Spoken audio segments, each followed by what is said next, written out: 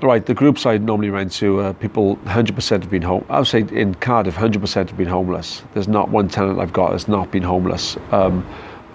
People have been to jail, they've got drug addictions and things like that. I would say to those landlords is that you can't take it to your grave.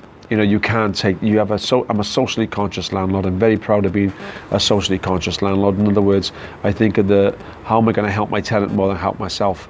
I don't believe we're put on this earth just to take all the time.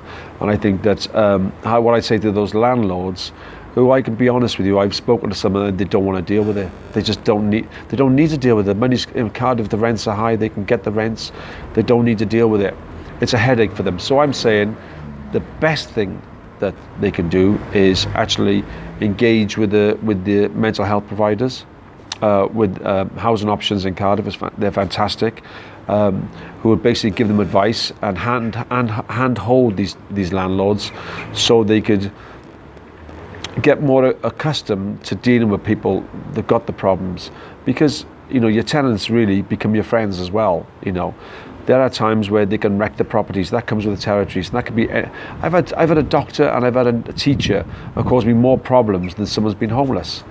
So I would say they should be engaging. Actually, the mental health charities should be engaged with the landlords. We need more help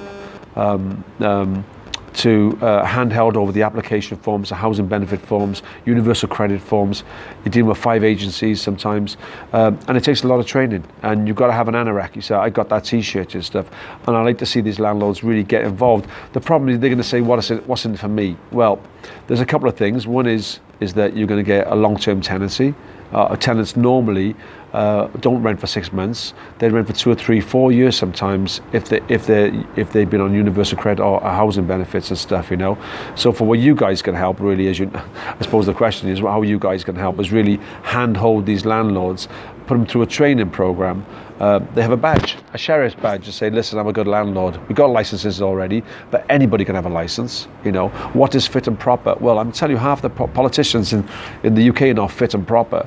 I'd say the best thing to do really is the training, the hand-holding, the understanding of the different disabilities, of the different laws. You become a better landlord. At the end of the day, you actually enrich yourself.